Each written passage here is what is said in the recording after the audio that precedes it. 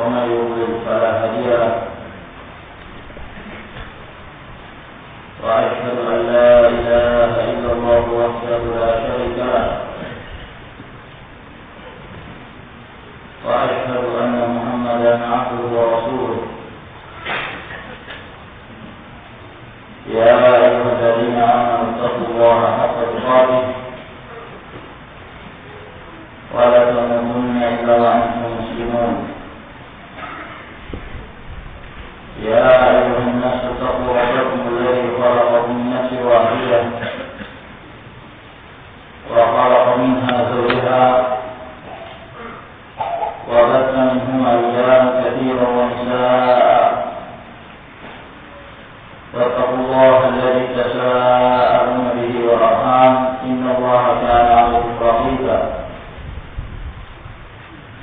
يا أيها الذين آمنوا اتقوا الله وقولوا قولا سديدا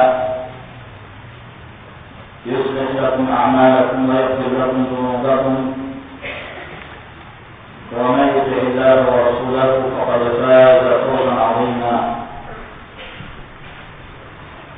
أما بعد فإن أصدق الحديث كلام الله تعالى وخير الهدي هدي محمد صلى الله عليه وعلى آله وسلم وشر الأمور محدثاتها فإن كل محدثة بدعة وكل بدعة ضلالة وكل ضلالة في النار.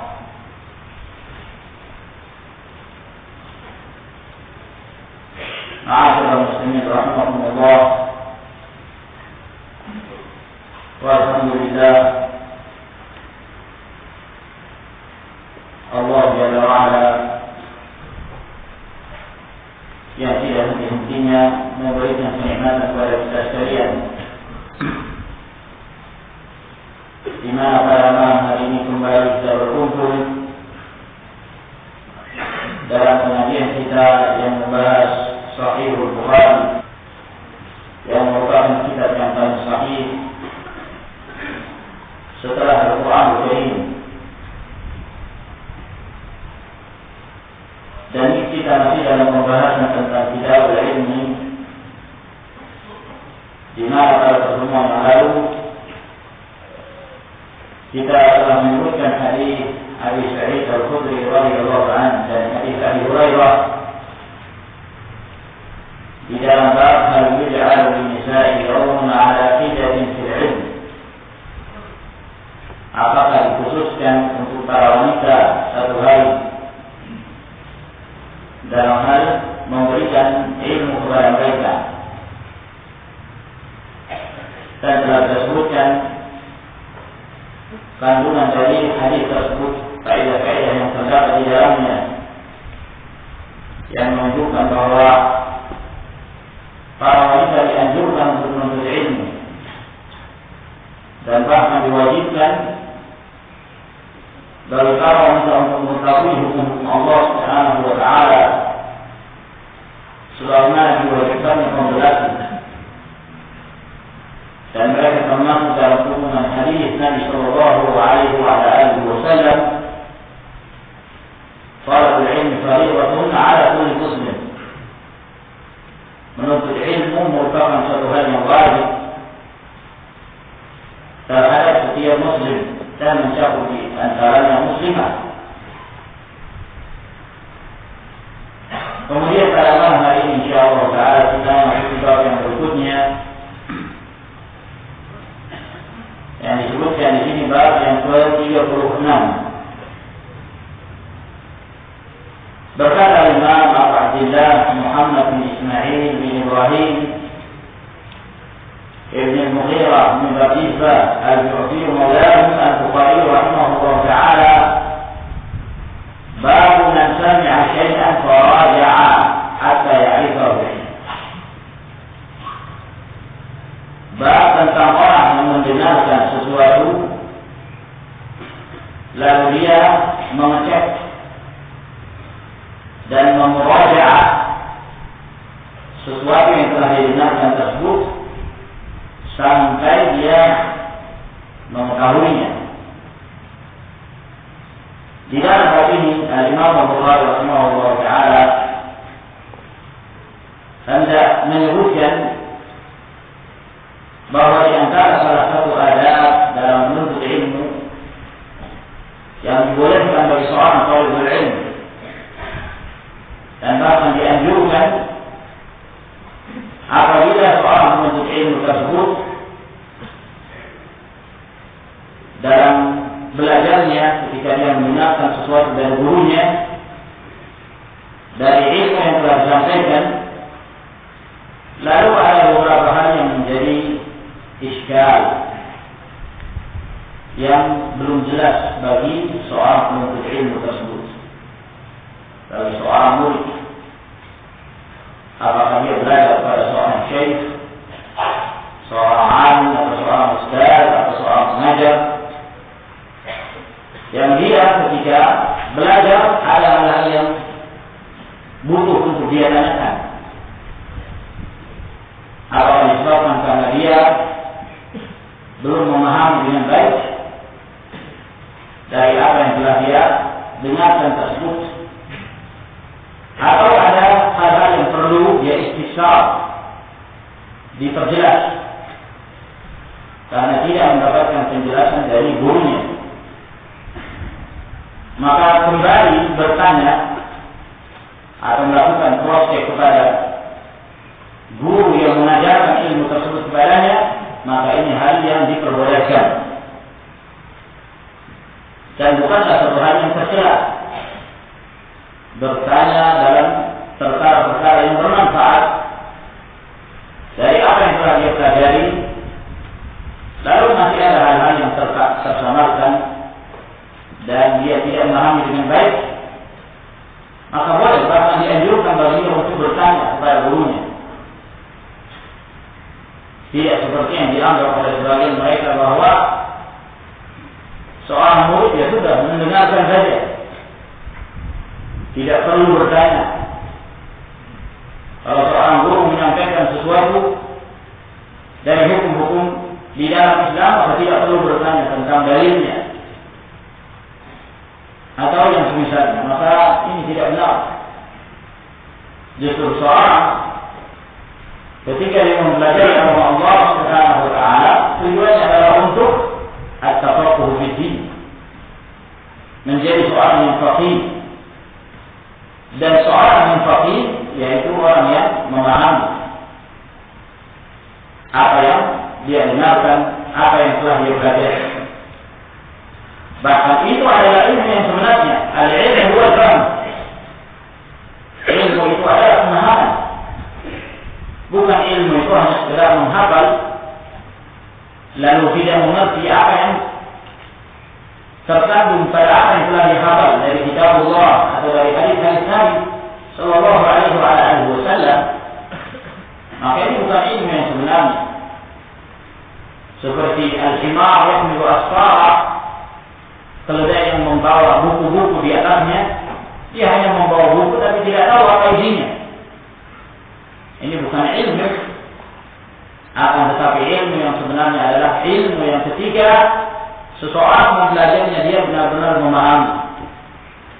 memahami apa yang dia pelajari, memahami apa yang dia dapatkan dari seorang guru. Oleh karena itu Abu Bakar As-Siddiq radhiyallahu taala anhu, beliau orang yang paling berilmu disebabkan beliau orang yang paling paham, yang paling memahami apa yang datang dari Rasulullah sallallahu alaihi wasallam. Oleh karena itu, ma'asyiral rahimakumullah, apabila seorang murid, seorang talibul ilmi ada hal-hal yang menjadi iskal, sesuatu yang perlu ditanyakan pada gurunya, maka dia sampaikan. Dan itu bukanlah suatu celaan dalam rangka talabul ilmi. Inilah yang dimaksud oleh Al-Imam Al-Bukhari rahimahullah ta'ala di dalam bab ini. Lalu berkata Imam Al-Bukhari rahimahullah, haddatsana Sa'id ibn Abi Maryam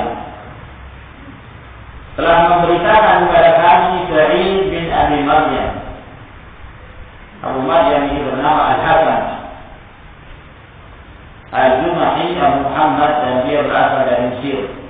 Sa'id bin Abi Maryam dia termasuk perawi yang thiqah.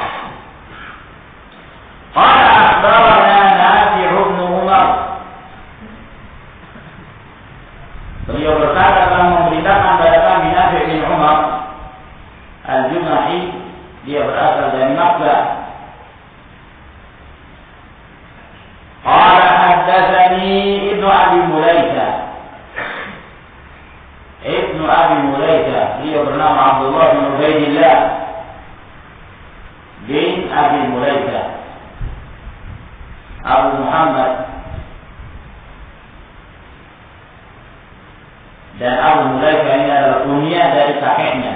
Beliau sendiri bernama Abdullah bin Ubaidillah,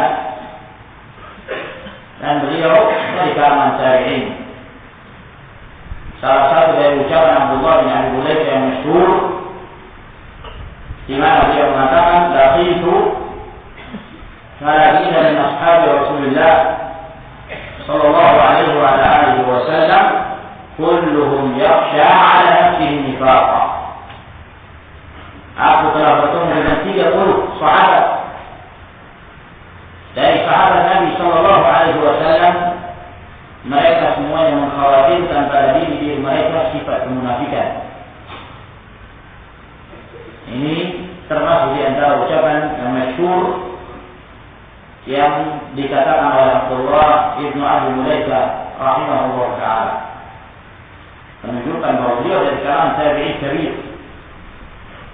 tabi'i yang banyak bertemu dengan para sahabat Nabi ridwanullahi alaihim ajma'in. أن عائشة زوج النبي صلى الله عليه وعلى آله وسلم، bahwasanya Aisyah زوج النبي صلى الله عليه وسلم, Aisyah ummul mukminin As-Siddiqah bint As-Siddiq radhiyallahu anha, istri yang paling dicintai oleh Nabi sallallahu alaihi wa alihi wasallam. Dan disebutkan di sini zaujan Nabi, bukan zaujata. Sebab yang sahih, yang fasih di dalam bahasa Arab, boleh disebutkan kepada seorang istri zaujun tanpa tak. Seorang misalnya mengatakan pada istrinya zauji, bukan zaujati. Itu kalimat yang fasihah. Sebagaimana seorang istri juga boleh mengatakan pada suaminya zauji, yang artinya suami saya. Suami bisa mengatakan pada istri juga zauji. Nah, tanpa tak. Dan ini yang fasih. Hanya saja dalam ilmu warisan biasanya para ulama untuk membedakan antara suami atau istri, maka ditambah pada istri itu tak zaujatun. Nah, ya, adapun di dalam bahasa Arab itu sendiri, az-zauju itu bisa disebut untuk suami juga untuk istri. Makanya disebut di sini anna Aisyah zaujan Nabi sallallahu alaihi wa alihi wasallam, bahwa Aisyah istri Nabi sallallahu alaihi wa alihi wasallam kanat la tasma'u syai'an la ta'rifuhu illa raja'at fihi hatta ta'rifahu. Bahwa Aisyah istri Nabi sallallahu alaihi wasallam apabila beliau tidaklah beliau mendengarkan sesuatu yang beliau tidak memahaminya, melainkan beliau mengeceknya, yang bertanya kepada Nabi sallallahu alaihi wasallam hatta ta'rifahu, sampai dia mengilmuinya, mengetahuinya. Nah, maka di dalam hadis ini keutamaan Aisyah radhiyallahu anha. beliau sebagai seorang penuntut ilmu di sisi Nabi Shallallahu Alaihi Wasallam. Beliau memanfaatkan kedekatan beliau dengan Rasulullah Shallallahu Alaihi Wasallam untuk memahami agama Allah Subhanahu Wa Taala. Sehingga Aisyah radhiyallahu anha kebiasaan beliau, apabila beliau mendengarkan sesuatu lalu beliau belum paham, maka beliau bertanya kepada Rasulullah Sallallahu Alaihi Wasallam, apa itu? Nah, di sini menunjukkan bahwa dianjurkan bagi seorang muta'allim, seorang yang belajar, apabila ada yang tidak dipahami, dia berusaha untuk memahami. Apakah bertanya langsung kepada guru yang mengajarkannya atau bertanya kepada teman-temannya.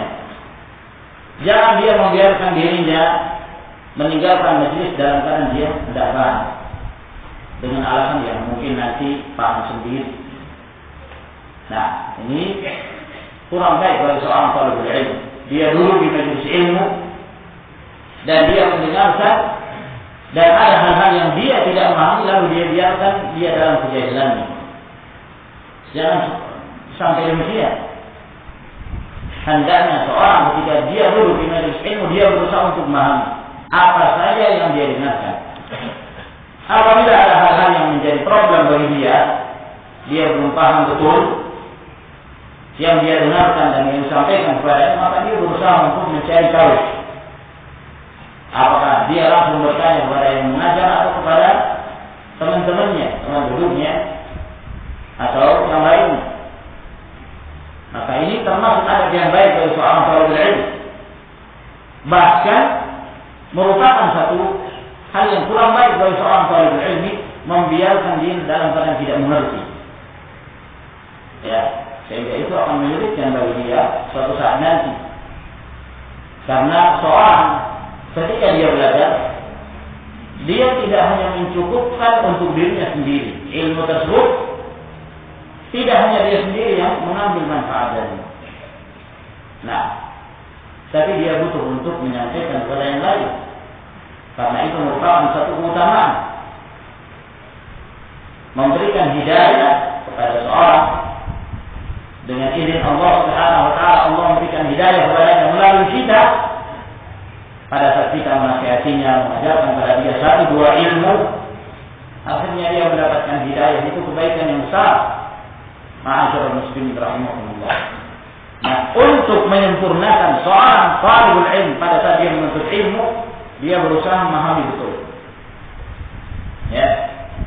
Oleh karena itu dalam menuntut ilmu sebaiknya dijauhkan ada perasaan malu. La yanalul ilma mustahil wala mustakbir. Tidak akan mendapatkan ilmu orang yang pemalu dan orang yang sombong. Nah, sebab kalau seorang itu pemalu, dia mau bertanya, wah malu. Akhirnya dibiarkan dalam keadaan bingung seperti itu.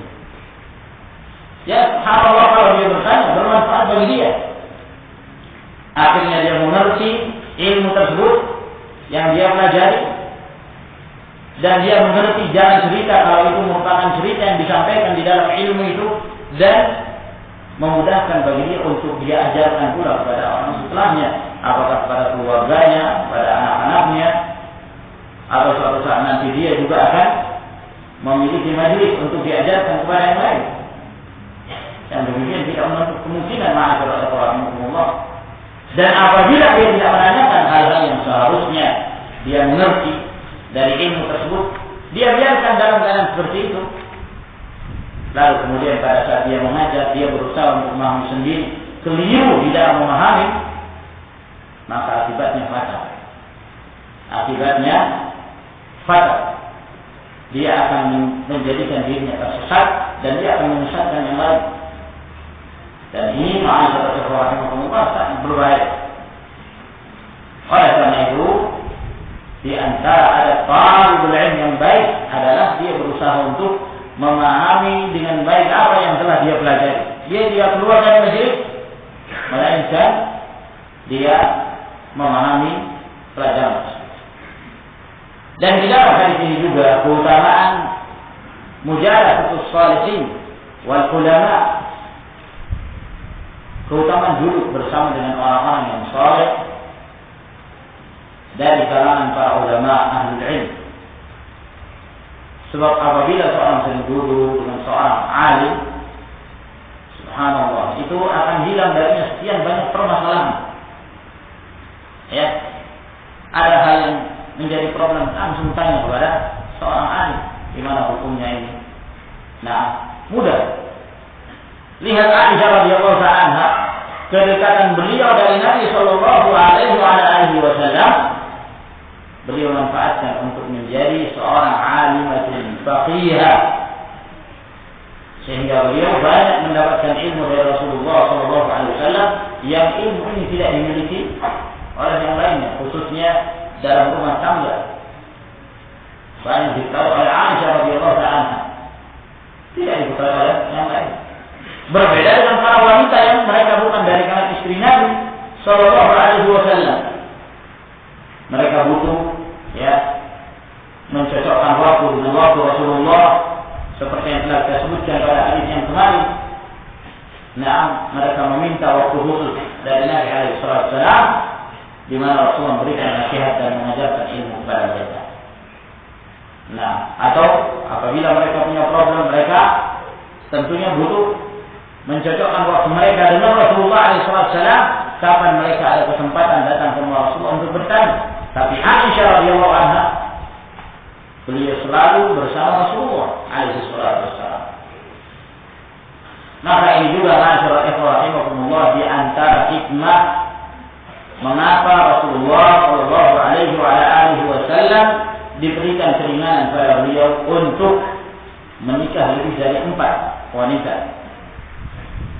Berpoligami lebih dari 4. Di antara hikmahnya agar kemudian ilmu itu tersampaikan, khususnya ilmu-ilmu tentang apa yang terjadi di seputar rumah tangga Rasulullah sallallahu alaihi wasallam. Aisyah mengajarkan ilmu tersebut, Maimunah bintul Harith dan para sahabiyat yang lainnya.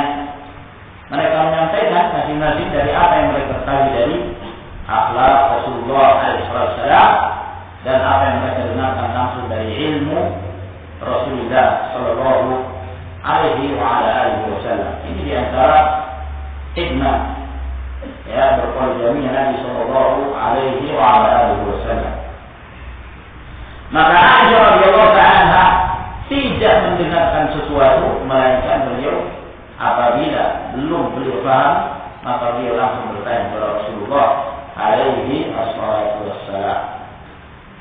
Maka di dalam hadis ini juga menjelaskan kepada kita bahwa sebagai seorang pengajar, ketika ada orang yang bertanya kepadanya, kalau dia bisa menjelaskan, maka sebaiknya dia jelaskan, dia pahamkan kepada murid-muridnya, agar kemudian mereka meninggalkan majelis dalam keadaan mereka benar-benar memahami apa yang disampaikan kepada mereka dari ilmu.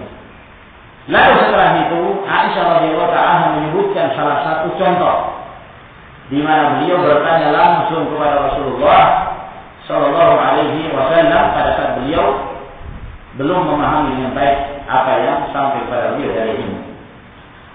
Wa anna Nabi sallallahu alaihi wa alihi wasallam qala, dan bahwa Nabi sallallahu alaihi wa alihi wasallam bersabda, man husiba udziba,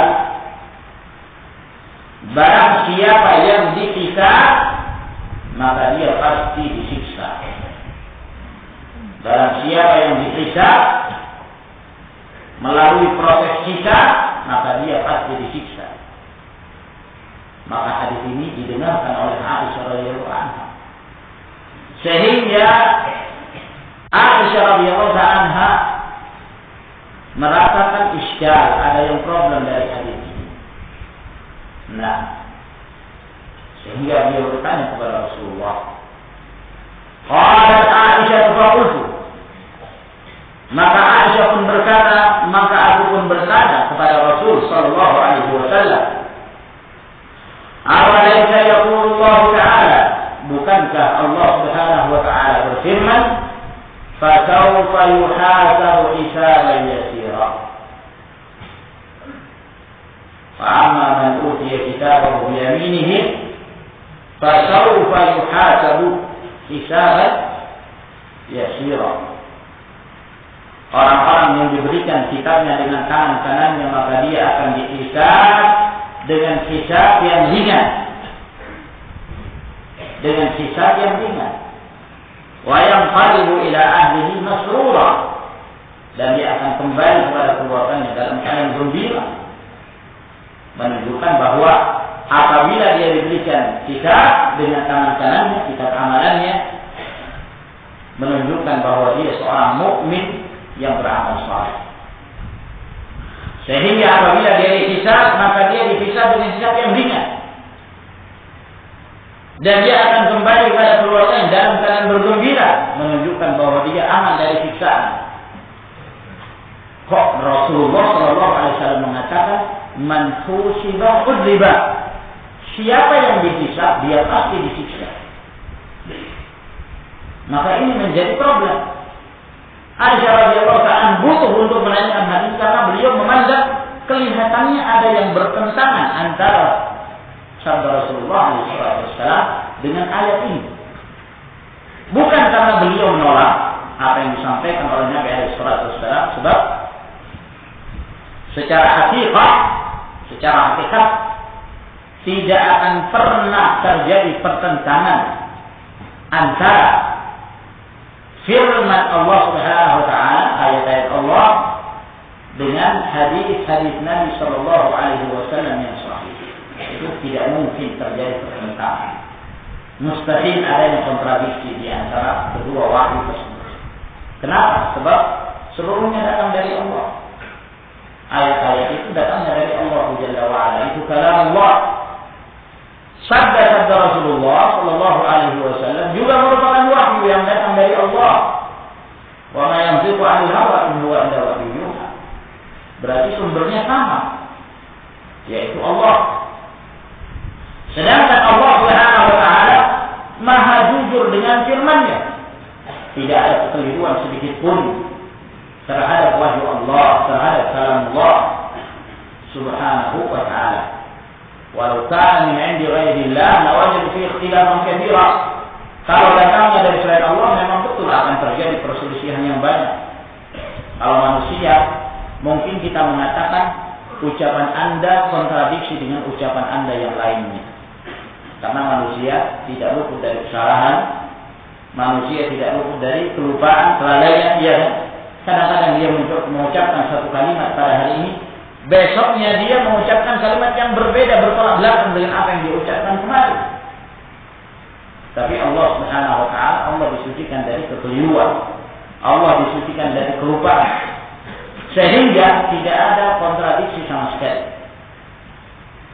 Lalu apabila kita mendapatkan di dalam sebahagian ayat atau pada sebagian hadis Nabi sallallahu alaihi wasallam kelihatan terjadi pertentangan, maka jangan kita menuduh ayatnya yang keliru atau hadisnya yang salah. Namun hendaklah kita kembalikan kepada akal kita yang rendah dan dangkal. Wa ma'utu minal ilmi illa qalila. Manusia itu tidak diberikan ilmu kecuali sedikit. Maka kedangkalan ilmu inilah yang ada pada manusia yang menyebabkan kadang-kadang seseorang menyangka terjadi kontradiksi di antara satu ayat dengan ayat yang lain, satu hadis dengan hadis yang lain. Namun pada hakikatnya tidak terjadi pertentangan. Seperti contoh misalnya, ada sebagian mereka yang menyangka terjadi kontradiksi antara dua firman Allah Subhanahu wa taala. Di dalam satu ayat Allah Jalla wa ala menyatakan, "Innaka la tahdi man ahbabta, walakin Allah yahdi man yasha." Sesungguhnya engkau wahai Rasul Muhammad sallallahu alaihi wasallam, engkau tidak mampu memberikan hidayah kepada orang yang engkau cintai sekalipun. Namun yang memberikan hidayah itu adalah Allah. Ayat ini menjelaskan bahwa Rasul tidak mampu memberikan hidayah, tapi hidayah itu murni dari Allah Jalla wa'ala. Tapi di ayat yang lain Allah Subhanahu wa taala berfirman, "Wa innaka latahdi ila siratal mustaqim." Dan engkau wahai Muhammad sallallahu alaihi wasallam benar-benar memberikan hidayah kepada jalan yang lurus, memberikan hidayah kepada manusia pada jalan yang lurus. Satu ayat mengatakan engkau tidak bisa memberikan hidayah. Ayat yang lain mengatakan engkau memberikan hidayah. Disangka oleh orang-orang yang memiliki kedangkalan akal tentunya dan kedangkalan ilmu, maka mereka mengatakan, wah, kedua ayat ini kok bertentangan, padahal sama-sama di dalam Al-Quran. Padahal sebenarnya tidak ada yang bertentangan. Sebab kata-kata hidayah itu memiliki dua makna dalam dua ayat ini. Dua makna yang berbeda. Ada hidayah yang berarti hidayah itu at-taufiq was-sadad. Hidayah yang berarti memberikan taufik dan petunjuk kepada seseorang sehingga dia berada di atas jalan yang benar. Ya. Nah, hidayah yang pertama ini, yaitu hidayah dalam artian memberikan taufik sehingga seorang itu menjadi mukmin, itu tidak ada yang memiliki kecuali Allah Subhanahu wa taala. Itu hak mutlak milik Allah. Rasulullah SAW tidak mampu memberikan taufik kepada siapapun, walaupun kepada orang yang dia cintai. Oleh karena itu beliau berdakwah sekian lama. Abu Thalib, pamannya yang berada di dekat Nabi SAW, tidak mendapatkan hidayah, mati dalam keadaan kafir. Dalam keadaan Rasulullah SAW telah berusaha untuk membimbing Abu Thalib sampai sebelum matinya dalam keadaan sekarang. Tapi karena hidayah itu bukan milik Rasulullah. Dalam artian pemberian taufik kepada seorang. Dan ini pula lah yang sering kita dengarkan dalam khutbatul hajah, yang sering disebutkan oleh Nabi SAW, man yahdihillahu fala mudilla wa man yudlil fala hadiya. Siapa yang Allah berikan hidayah, taufik, tidak ada satupun yang mampu menyesatkannya. Dan siapa yang Allah sesatkan, tidak satupun yang mampu memberikan petunjuk kepadanya. Ini yang pertama. Adapun hidayah yang dimaksud dalam firman Allah, wa innaka latahdi, sesungguhnya engkau benar-benar memberikan hidayah kepada jalan yang lurus. Yang dimaksud di sini adalah hidayatud dalalah wal irsyad. Hidayah dalam artian memberikan bimbingan, membimbing kepada jalan yang lurus, ya. Memperlihatkan jalannya, menunjukkan jalannya. Ya. Inilah iman, ini amal soleh. Jadi hanya penunjuk jalan saja. Ini yang dimiliki oleh Nabi SAW, dan itu yang dimiliki oleh para nabi dan rasul. Itu yang dimiliki oleh para ulama, para duat. Hanya menunjukkan jalan. Adapun apakah yang mendapatkan taufik, itu kembalinya kepada Allah Subhanahu wa taala. Jadi tidak ada pertentangan. Memang terjadi kontradiksi disebabkan karena kedangkalan ilmu kita. Oleh karena itu, para ulama ketika menyebutkan itu ta'aruf secara wahir, bukan secara hakiki, hanya secara wahir, dan itu sesuai dengan keilmuan seorang. Oleh karena itu, disebabkan karena tingkatan ilmu manusia yang berbeda-beda, kadang-kadang sebagian ulama ada yang bisa memecahkan persoalan tersebut, ada pula yang tidak bisa. Di kalangan kaum muslimin ada yang bisa, ya, untuk mengkompromikan antara dua ayat atau antara satu hadis dengan ayat, lalu dia kompromikan bahwa makna ayat ini demikian, makna hadis ini demikian. Ada pula yang tidak mampu disebabkan karena tingkatan ilmu yang berbeda antara satu dengan yang lain. Adapun secara hakikat tidak ada satu ayat berkontradiksi dengan ayat yang lain. Tidak ada ayat kontradiksi dengan hadis yang sahih. Nah, ini. Sehingga Aisyah ketika bertanya kepada Rasulullah SAW, bukan meragukan apa yang disampaikan oleh Rasulullah, tapi untuk menjawab, untuk mendapatkan jawaban dari Nabi SAW, bagaimana cara mengkompromikan antara ayat dengan hadis. Rasulullah mengatakan, man fusiba udhiba, siapa yang dihisab pasti disiksa. Berarti siapa saja kalau dia melalui proses hisab pasti dapat siksaan. Iya kan? Itu yang zahir dari apa yang dikatakan oleh Nabi SAW. Sementara Aisyah mengetahui bahwa ada firman Allah yang menyatakan demikian. Fasawfa yuhasabu hisaban yasira wa yanqalibu ila ahlihi masrura Wa amma man utiya kitaba wara'a dhahri fa sawfa yad'u thubura wa yasla sa'ira. Nah, di dalam ayat ini membedakan antara seorang mukmin dan seorang kafir. Seorang mukmin dia diberikan dengan kitab tersebut dengan tangan kanannya. Lalu dia dihisab dengan hisab yang ringan. Ya. Dihisab yang ringan. Lalu dia kembali kepada keluarga yang dalam keadaan bergembira, senang. Kenapa? Selamat dari siksaan. Lalu bagaimana ini? Dia dihisab tapi selamat dari siksaan. Hadis Rasulullah menyatakan, "Man usiba uziba." Kalau orang itu dihisab berarti dia disiksa.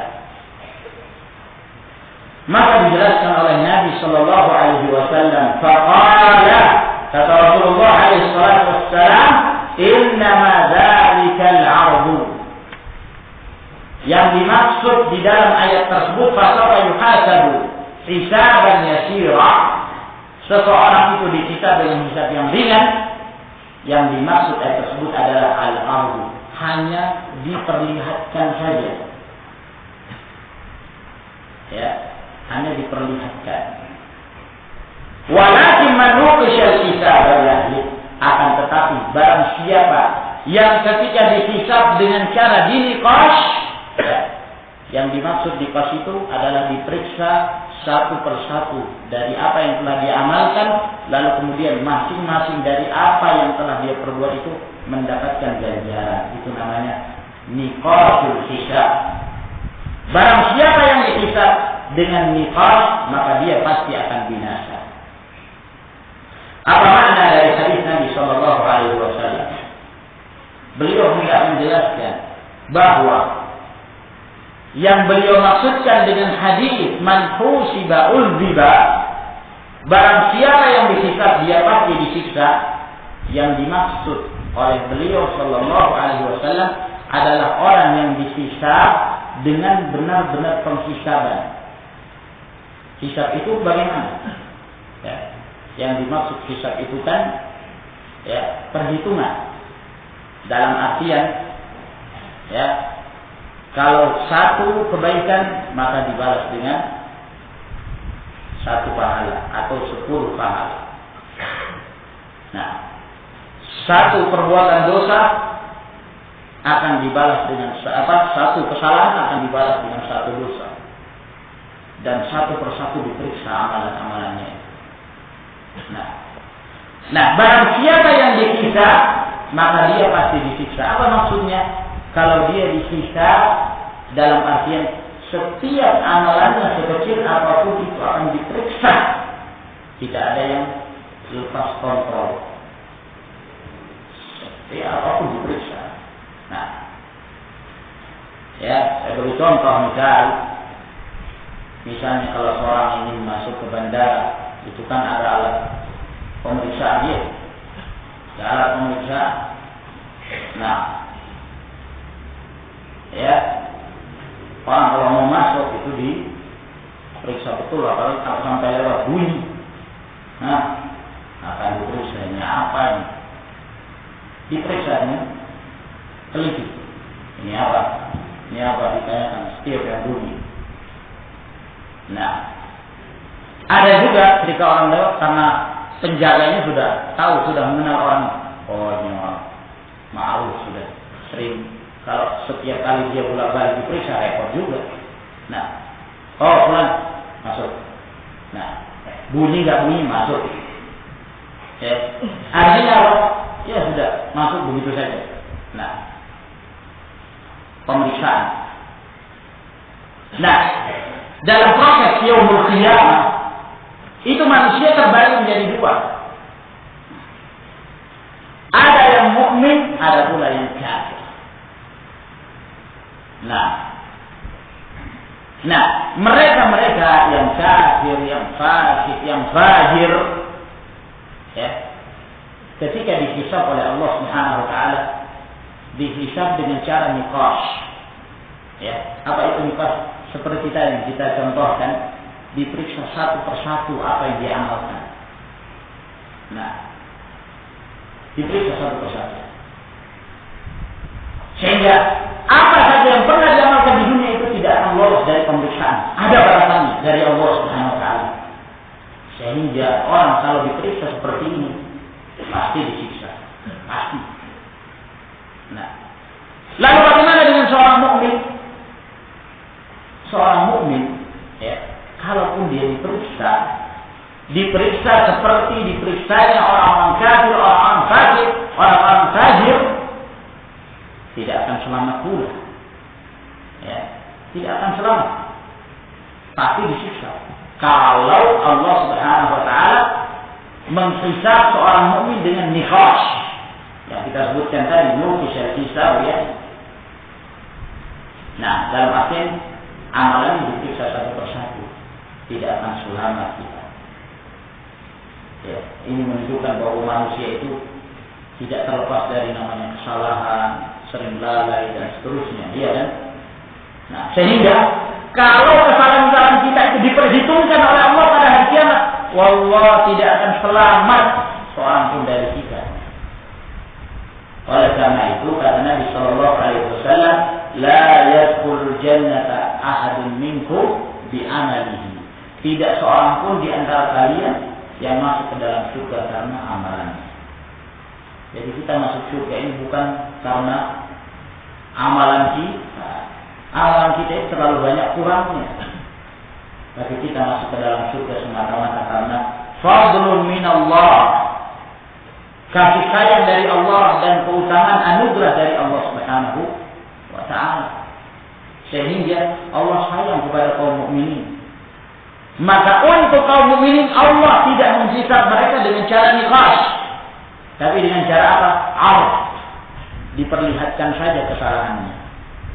Jadi pada hari kiamat nanti kaum mukminin dipanggil.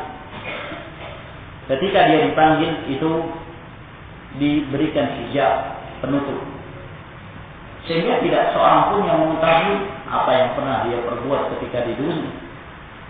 Sehingga dialog itu antara dia dengan Allah Subhanahu wa taala. Tidak ada penerjemah. Maka dikatakan kepada hamba yang mukmin, bukankah ketika di dunia kamu melakukan ini, diingatkan dalam memorinya. Dan seorang mukmin dia mengakui semua perbuatan itu. Saya mengakui ya Allah bahwa itu adalah semua saya lakukan dari kesalahan-kesalahan tersebut. Karena dia mengakui dan dia adalah seorang mukmin dan Allah rahmat kepadanya, maka Allah Subhanahu wa taala mengatakan, inni satartuha 'alaika fid dunya wa ana aghfiruha laka al-yawm. Saya menutup kesalahan kamu ketika di dunia. Di dunia saya tidak bongkar. Ya. Sehingga dia tidak dipermalukan di hadapan khalayak ramai ketika di dunia, dan pada hari ini saya akan ampuni seluruh dari kesalahan-kesalahan. Jadi diperlihatkan saja. Nah, diperlihatkan agar dia mengakui bahwa ini pernah kamu lakukan, ini pernah kamu lakukan, iya. Tapi tidak dibalas oleh Allah Subhanahu wa taala. Diampuni oleh Allah Jalla wa ala. Ini yang dimaksud oleh Nabi sallallahu alaihi wasallam al-'arf. Ya, dipaparkan, diperlihatkan saja. Paham ya? Nah, jadi dari sini menunjukkan perbedaan. Hisab seorang mukmin, hisab orang yang fasik, yang fajir, yang kafir, yang musyrik. Nah, di antara kaum mukminin ada yang bebas dari semua itu. Tidak ada hisab sama sekali. Apalagi siksaan mereka tidak merasakan. Seperti yang disebutkan di dalam hadis Abbas, 70.000 orang dari umat Nabi sallallahu alaihi wasallam yadkhuluna jannah bi ghairi hisab wa adab. Mereka masuk ke dalam surga tanpa hisab, tanpa adab. Jadi tidak melalui proses hisab. Langsung lewat begitu saja. Ya. Subhanallah. Orang-orang yang senantiasa mentauhidkan Allah Subhanahu wa taala, orang-orang yang tidak meminta untuk diruqyah. Nah, orang yang tidak berobat dengan cara gaib dan senantiasa bertawakal hanya kepada Allah Subhanahu wa taala. Di antara kaum mukminin ada yang dihisab, tapi hisabnya ringan.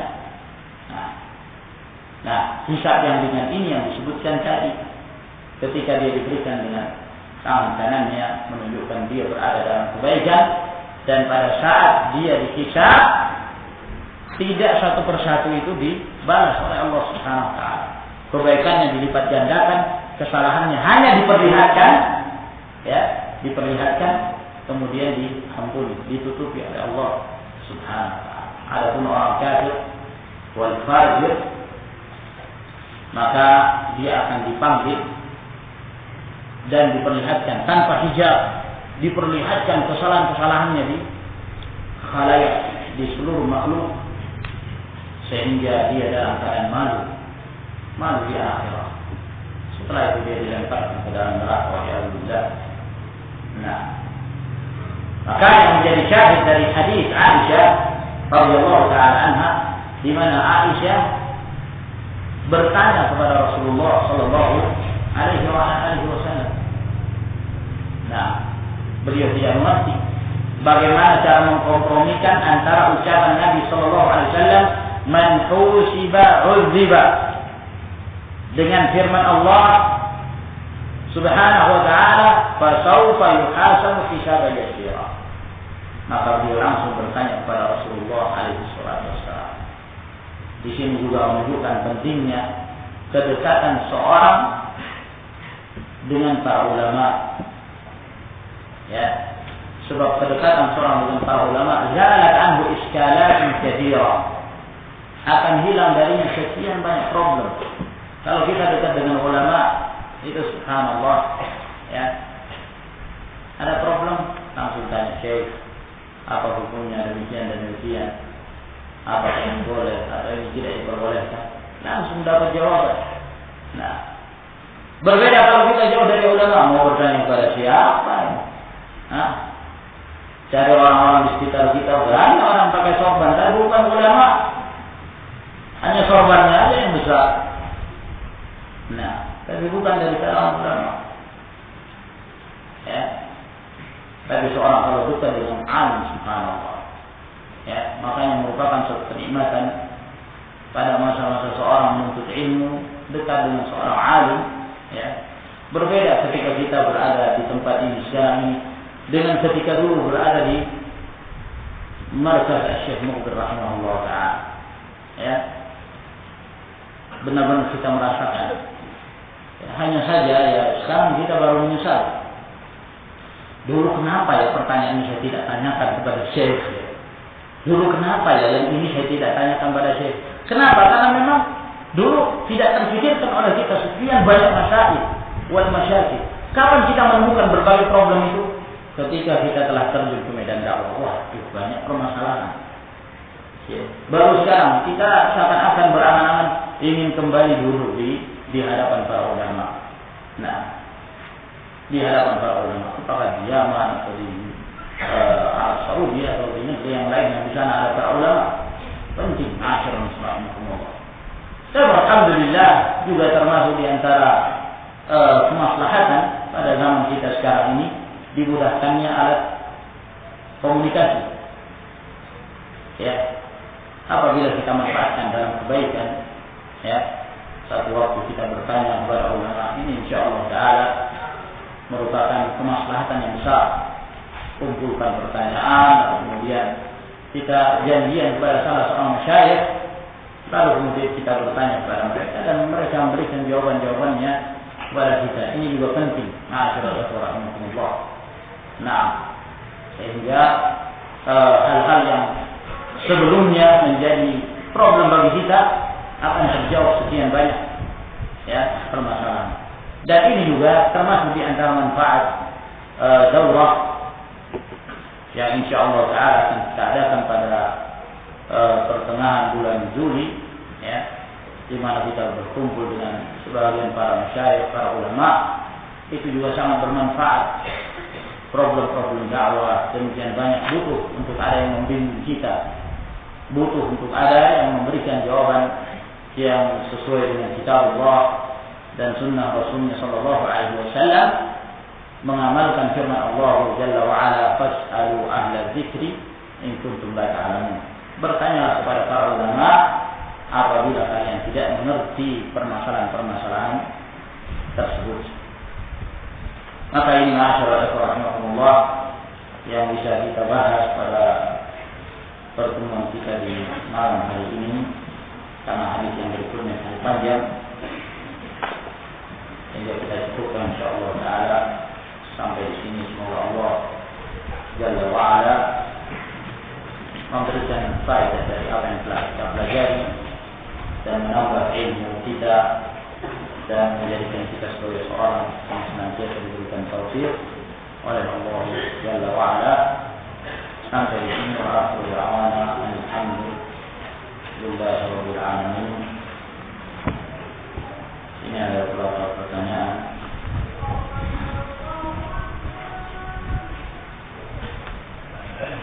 Apa hukumnya onani dalam rangka menghindar dari fitnah wanita atau zina? Jazakallahu khairan. Jazakallahu khairan. Onani atau istimna, mengeluarkan mani bukan pada tempatnya. Nah, ini adalah perkara yang diharamkan dan termasuk di antara dosa-dosa yang tidak dibolehkan bagi seorang untuk melakukannya dengan cara apapun.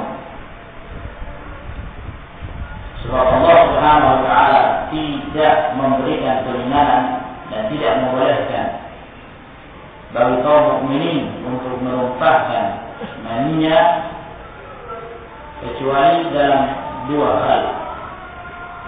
Yang pertama dengan pernikahan,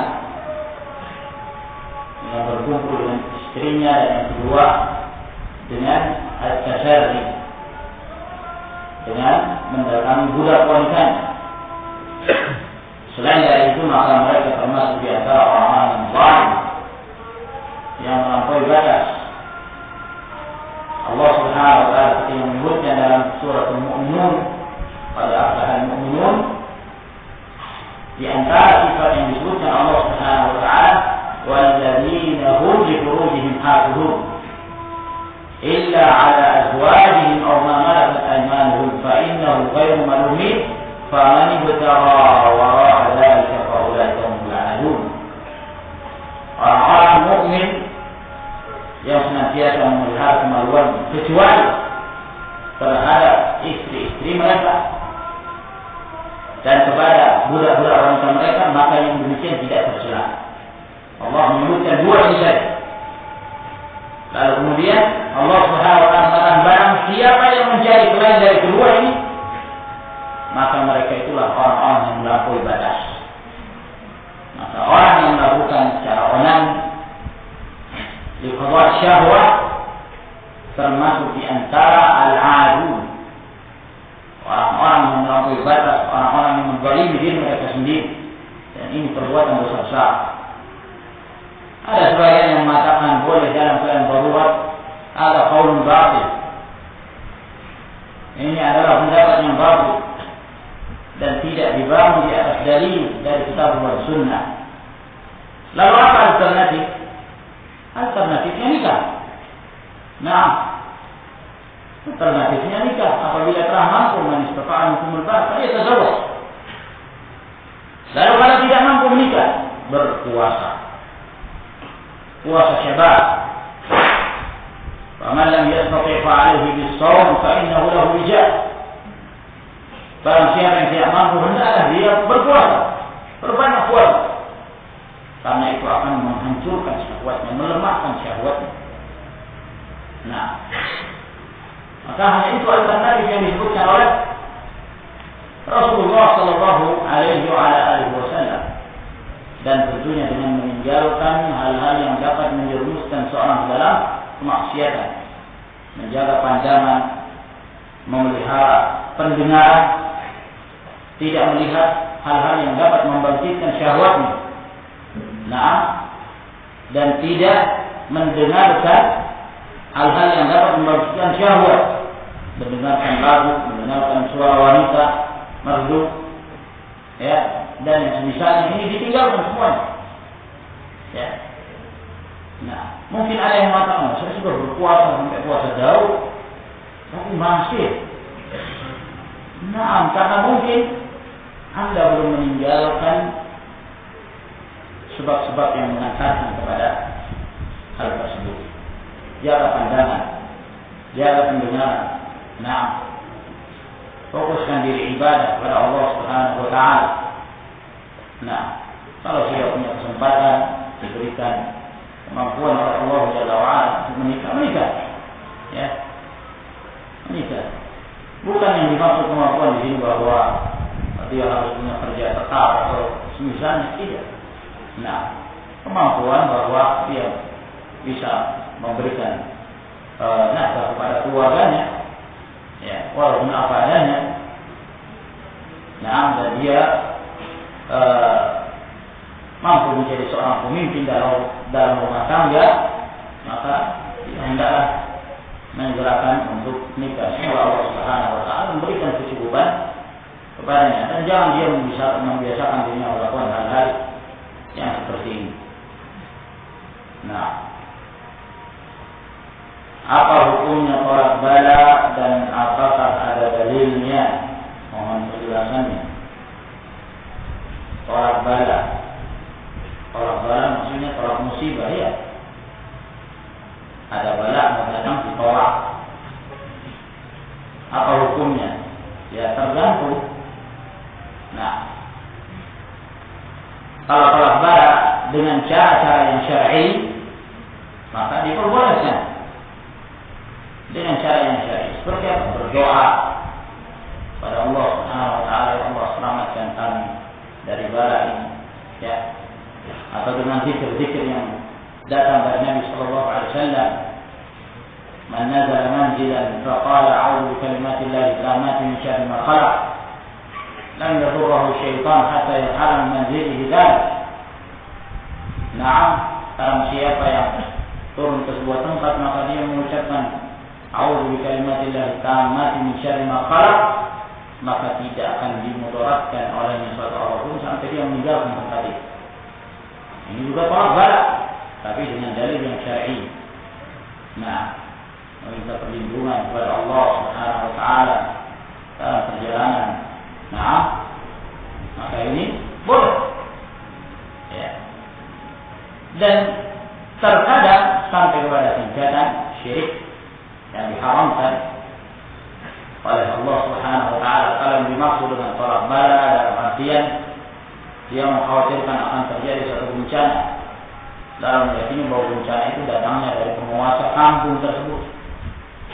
Nah, lalu gimana? Buat sajian, ya, bikin nasi kuning, bikin nasi tumpeng, bikin macam-macam, sembelih ayam, nah, dan seterusnya, terus ya diperuntukkan kepada penguasa kampung tersebut atau daerah itu. Maka ini syirkun billah azza wa jalla, dan ini tidak diperbolehkan.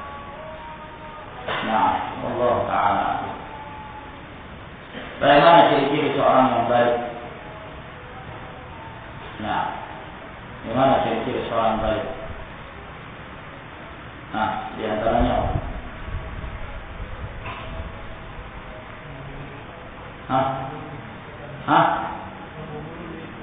tumbuh bulu di kemaluan. Nah, hadis Abdullah bin Umar.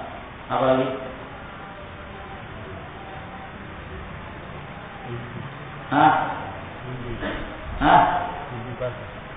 Mimpi basah. Nah, apa lagi?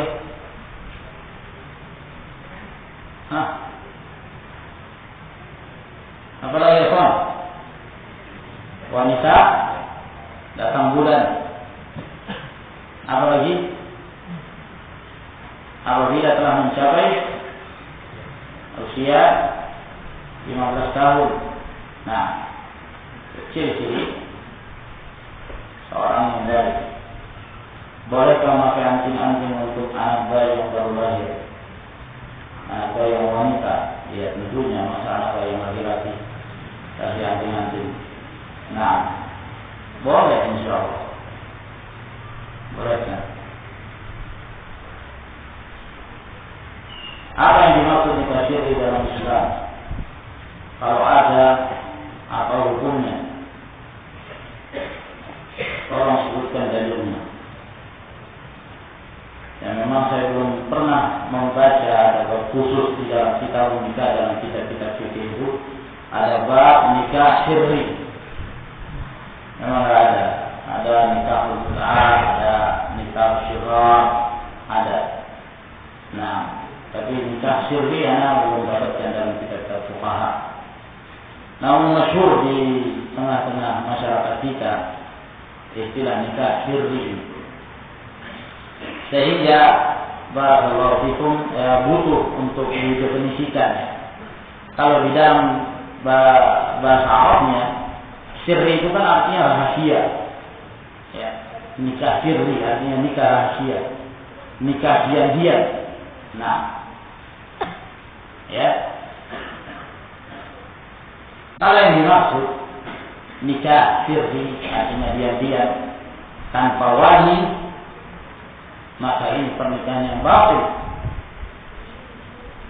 Ayyuma imra'atin nakahat bi ghairi idzni waliha fa nikahuha batilun batil. Siapa saja dari wanita yang menikah tanpa seizin dari walinya, maka nikahnya batil. Nah, la nikah illa biwali. Tidak ada pernikahan kecuali harus dengan wali. Apabila terjadi pertentangan di antara para wali wanita, barulah kemudian diserahkan kepada hukuman para penguasa. Apabila sudah tidak ada wali ataukah terjadi tasyajur, fa idza istajaru fa sultan wali man la waliya. Apabila terjadi pertengkaran antara aulia wali-wali tersebut, maka sultan penguasa yang menjadi wali bagi orang yang tidak punya wali. Nah, maka ini menunjukkan persyaratan tidak sah pernikahan seorang wanita apabila dia menikah tanpa wali padahal walinya ada. Tidak sah. Ini menurut pendapat yang sahih dari pendapat para ulama. Nah, ya, dia berangkat kuliah di sebuah tempat atau daerah. Nah, yang awalnya dia tidak mengerti agama, bahkan tidak berjilbab. Akhirnya kuliah di Jawa. Nah, sampai di Jawa mengenal aktivis-aktivis. Ya, jadi ada kajian-kajian Islam di kampus-kampus itu merebak. Akhirnya dia pun ikut. Maka yang sebelumnya dia tidak mengetahui hukum hijab, dia akhirnya mengerti, tiba-tiba pakai hijab. Nah, pulang ke rumahnya, ya kan, ya tentunya pemandangan yang berbeda.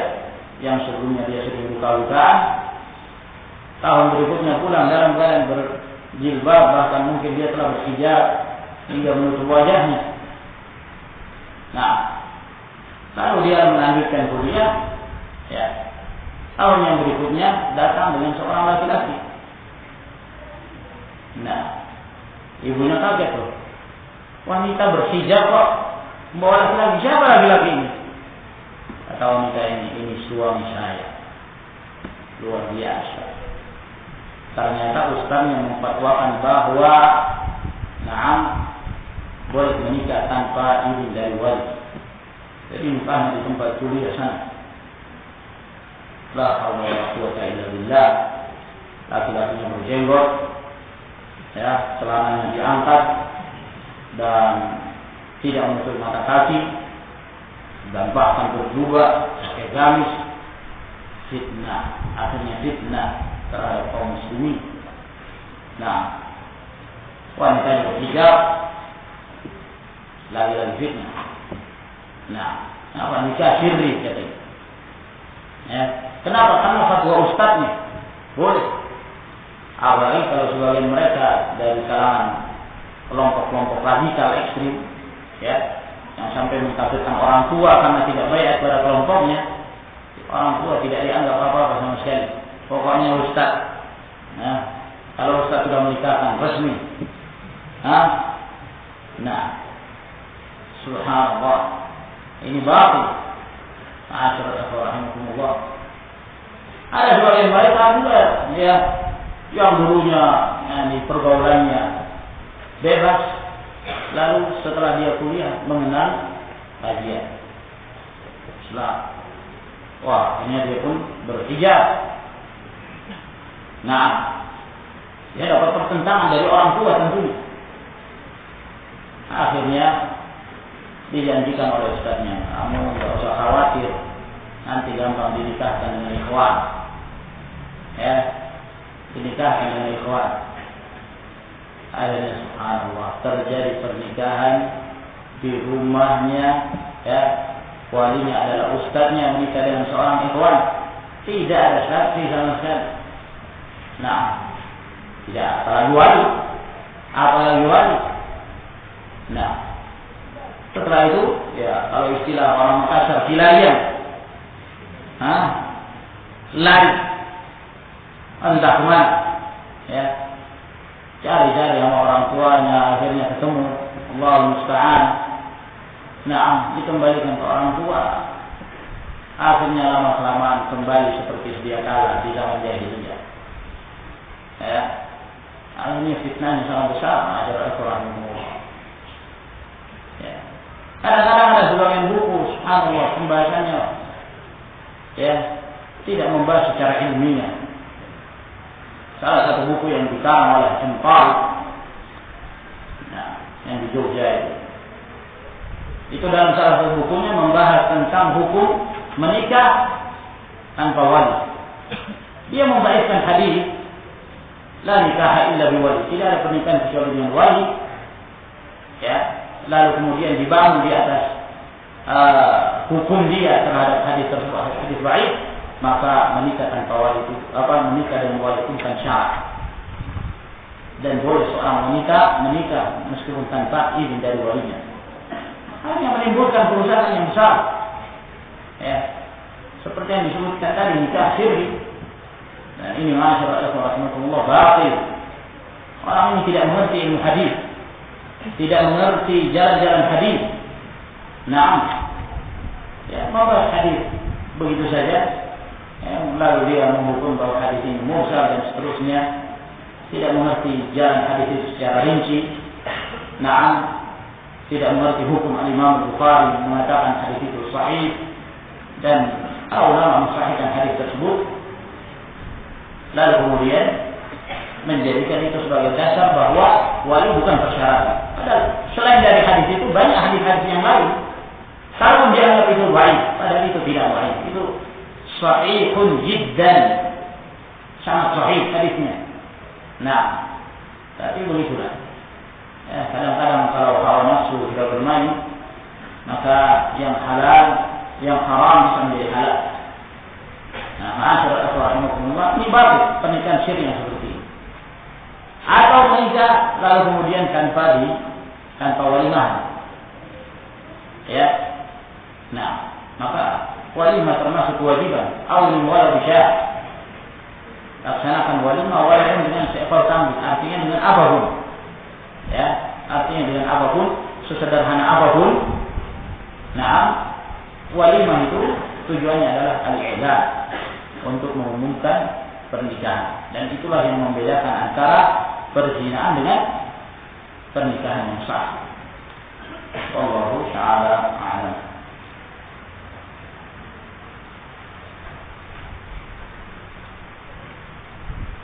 Apabila diterima taubat seorang yang dia mengambil milik orang lain kemudian bertaubat, apakah taubatnya diterima?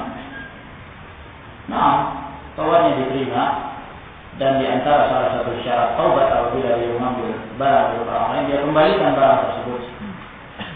Nah, apakah itu berbentuk uang, dia kembalikan uangnya, atau berbentuk barang, dia kembalikan barangnya. Apabila barang sudah tidak ada, maka dia kembalikan yang senilai dengan itu, yang senilai. Kecuali apabila orang tersebut menghalalkan, sudah tidak perlu kamu kembalikan, selesai masalah, selesai permasalahan. Tapi kalau dia tidak memaafkan, maka wajib bagi dia untuk mengembalikan. Sampai di sini insyaallah. Wa alhamdulillah rabbil alamin. Wassalamualaikum warahmatullahi wabarakatuh.